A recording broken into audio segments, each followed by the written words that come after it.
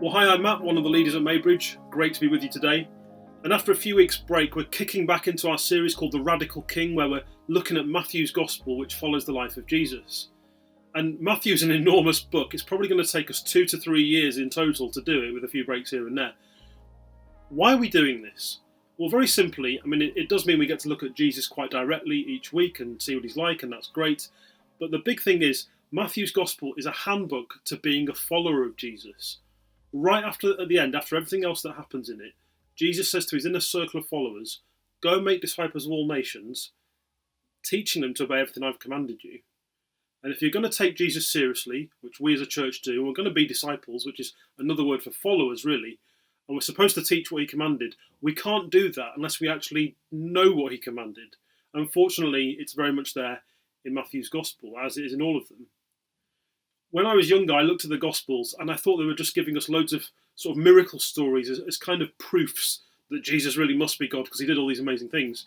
But actually, they're saying a lot more, each of these stories. They're telling us lots of things about him, but they're giving us loads of help on what following him really looks like, what it means to be a disciple. And if you see Matthew's Gospel in that way, it makes more sense. And it explains why most of the miracles we read are not the point of the story. They're not the main event, as amazing as they are. And today's story is quite a good example of that. This is Matthew chapter 9, verses 18 to 26. I'm going to tell the story a little bit at a time and draw some things out and then think bigger picture about what it's actually saying. Here's how it goes. While he was saying this, that's Jesus, a synagogue leader came and knelt before him and said, my daughter has just died, but come and put your hand on her and she will live. Jesus got up and went with him, and so did his disciples. So it's instantly a heart-grabbing story. We know some more details because Luke's Gospel, as well as Mark's Gospel, tells us this story as well. The synagogue ruler was a man called Jairus. Now, if you're running a synagogue, a Jewish place of worship, you've got to be pretty religious. And this man, he would have surely been very respected, trusted, part of the establishment. And the fact that he's coming to Jesus on his knees shows, of course, he is desperate. Jairus would have been very educated, an expert in religious law. From his point of view, Jesus is just an ordinary bloke. He hasn't been through the same educational system. And so this is a bit like the A&E doctor coming and asking an A-level biology student for help in terms of the social hierarchy. Why does Jairus do this? Well, yes, he's desperate, but why does he go to Jesus in particular?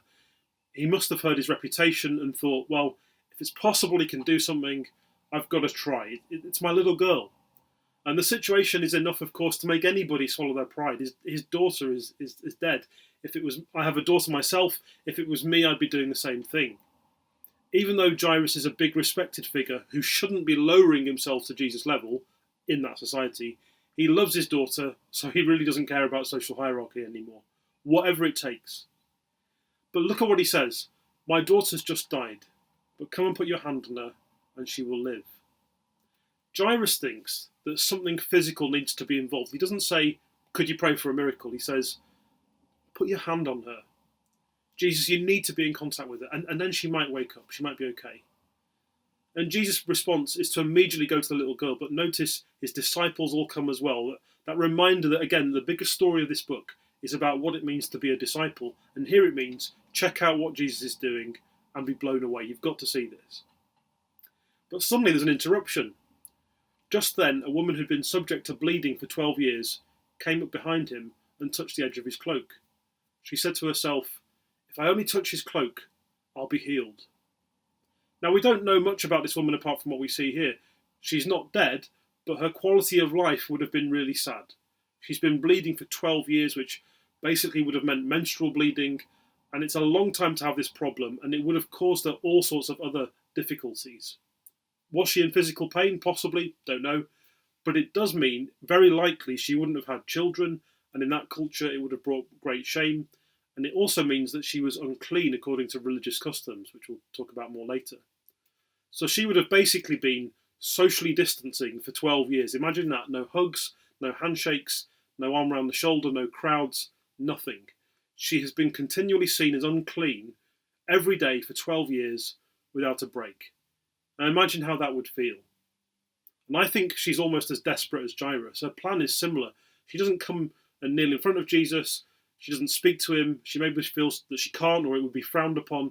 So she thinks, he's powerful. I'll just touch the edge of his cloak. Maybe that'll be enough. Now, this is really interesting because while it's not obvious, what happens here tells us something really wonderful about God. Because here's the thing. Jesus does not have a magic cloak. He's not Doctor Strange from the Avengers. It's just a normal cloak like everybody else wore. And then when this woman touches the cloak looking to be made well, it's basically a sort of superstitious act. It's like holding a rabbit's foot or throwing salt over your shoulder or worrying about walking under a ladder. It's got nothing to do with what Christians would call good theology. How will Jesus respond? Will he still heal someone who comes to him in great need who has strange theological ideas? Spoiler alert, yes. Jesus turned and saw her. Take heart, daughter, he said. Your faith has healed you. And the woman was healed at that moment. Jesus does not correct her theology. He applauds her faith. Now, theology is very important. The Bible's theology, it tells us that theology is important. Jesus speaks on theological issues repeatedly. But the point of theology is to tell you who your faith is in. But the heart of God is not about us ticking every box and getting everything right and knowing all the answers. And that's what we're seeing here. The attitude of this woman is, I don't know everything. I don't know all the answers. But I trust Jesus. I've got nothing else to bring to the table. That is infinitely better than being very clever and well-informed, but not really trusting Jesus very much. For people like me who love theology and reading stuff and knowing things, this is a very serious reminder of what it's all about. And Jesus says, take heart, daughter. Jesus doesn't normally talk this way. He doesn't normally call people son or daughter. And I think in this moment, he's speaking sort of on behalf of the voice of God, who is a father, and affirming her as a daughter of God. Why? Because there can be no more reassuring thought than to know you're a child of God, especially if you've been told you're too unclean for him every day for 12 years. Jesus also says her faith has healed her. Now, we have to be careful. Some people to this day say, well, if you're sick and you have enough faith, then you'll get healed. And that's not true. When Jesus says your faith has healed you, he's making it clear what didn't heal her. It wasn't the cloak. It wasn't physically touching Jesus or his clothes. It wasn't being determined to fight through the crowd to get to him. It was because she trusted him. In desperation, she placed the weight of her life on him. That's what it's about. And after the woman is healed, we go back to the girl. When Jesus entered the synagogue leader's house and saw the noisy crowd and people playing pipes, he said, "Go away, the girl is not dead, but asleep." But they laughed at him. After the crowd had been put outside, he went in and took the girl by the hand, and she got up. News of this spread through all the region. Now, this probably seems like a bizarre scene to us, because in our culture, when people die, you don't get noisy crowds and people playing pipes all over the place. What are these people doing? Well, at that time, it was normal to pay professional mourners to come and sort of fill the space and make a noise. It was very much a way of remembering the person. It's all a show designed to draw attention. And as a contrast, there's this big show going on by people who can't do anything for the girl. Meanwhile, Jesus wants no crowds and no fuss while he performs a miracle that only he could do. And then he says, "Go away. The girl is not dead, but asleep." And that might sound like he's being insensitive, like he knows he's about to heal her, so he's making a joke. She's not really dead. She's just pretending. It's just a nap. But sleep was often used as a metaphor to describe those who had died, but were known to be, or thought to be, right with God. So when Jesus says she's asleep, in a sense he's saying, it's fine. She's with God. She'll be okay. She's secure. At this point, he's not actually saying he will raise her from death. And so the crowd might have been laughing because they thought Jesus was presumptuous to say this young girl was right with God. Who's he to do that? Or they might have thought it was ridiculous to talk about the girl's eternal safety when she's just died. Once the crowds have gone, and note again, Jesus is not interested in hype, the girl was raised to life. It just says simply, he went in and took the girl by the hand, and she got up. And of course, as you would expect with an amazing moment like this, news spread like wildfire. So those are the two stories, weaved together. What are they about? The people that wrote the Gospels were not idiots. Everything is in a place for a reason. Well, let's think about what's common to these two stories. Apart from the obvious, they both involve a miraculous healing. Don't be too distracted by that. Both stories involve women, an adult woman and a young girl. Both come into physical contact with Jesus. That's a detail in both stories. even though there are plenty of other stories where Jesus heals with no contact. But both of these women would have been seen as unclean by the standards of the time, and yet Jesus touches them. To understand why this matters, we need to know a little bit about ancient Jewish religious hygiene conventions, which I'm sure is exactly why you tuned in today. Who doesn't love to think about ancient Jewish religious hygiene regulations? I mean, it's not like being clean and hygienic has been a big feature of our lives recently ourselves, is it?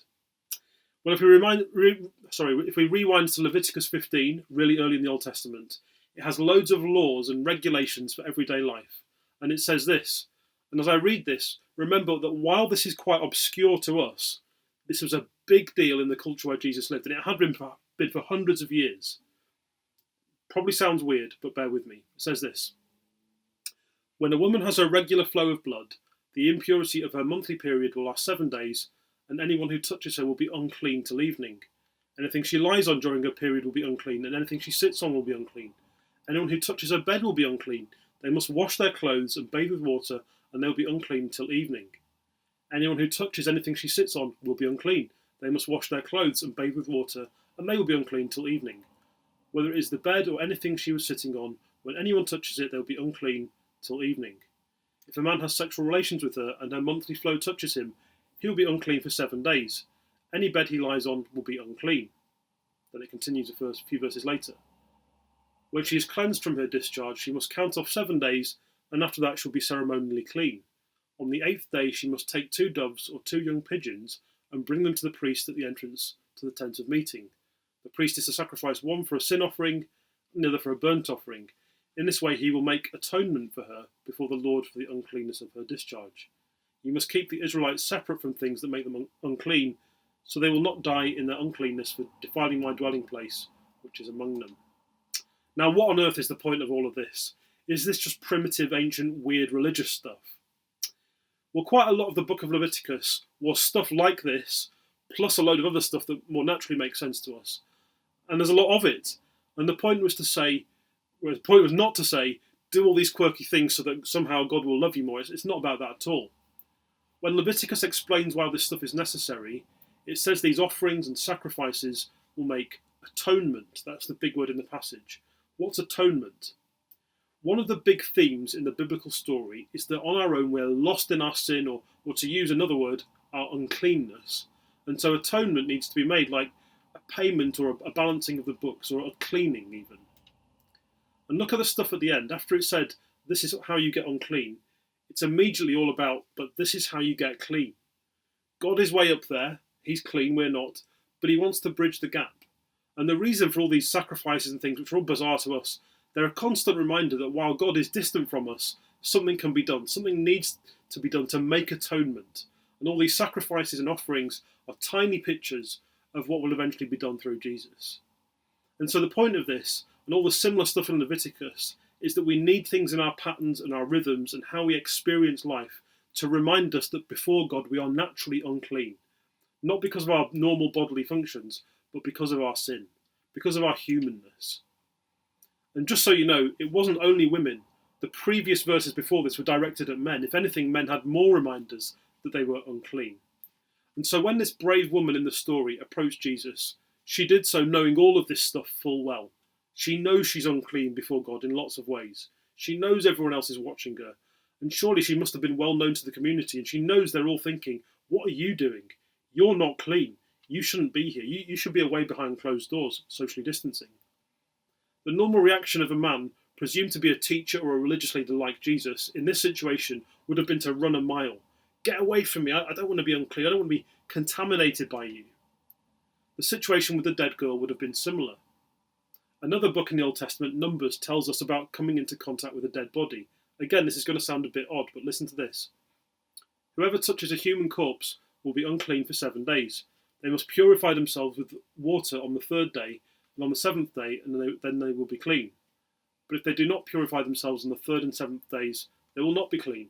If they fail to purify themselves after touching a human corpse, they defile the Lord's tabernacle. They must be cut off from Israel.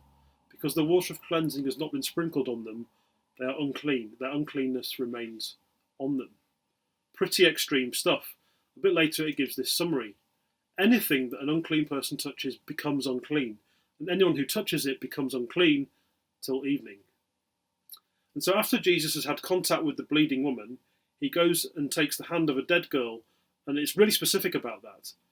And this means that Jesus is doubly unclean according to all the laws. He's touched 2 unclean people in one day. What on earth is he thinking? And the fact that Jesus touches the girl and she's raised to life proves that Jesus somehow wasn't made unclean by the woman. It proves all the stuff around being clean is different with him.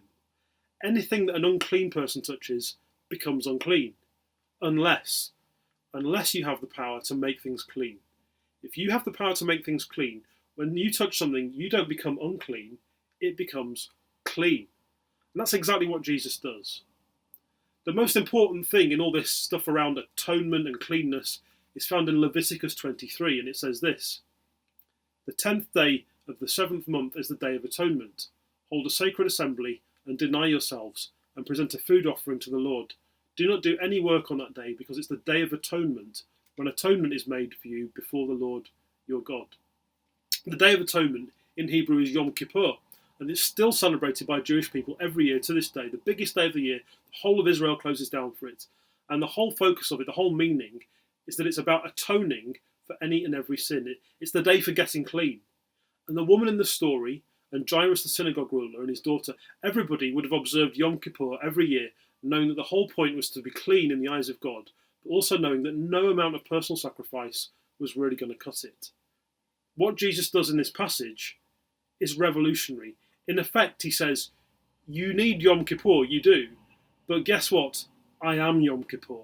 I am the inner deep clean you need. In a person, you just need to come into contact with me. It's incredible. And so you might think about that as, well, okay, that's all well and good. What about me? What about here and now? What relevance does all this strange stuff have? Well, whatever Jesus touches becomes clean, and not just in a sort of religious ceremonial way, but at the deepest level. The things that make people really unclean, sin and death, he can undo. He can clean them up. He can clean you up.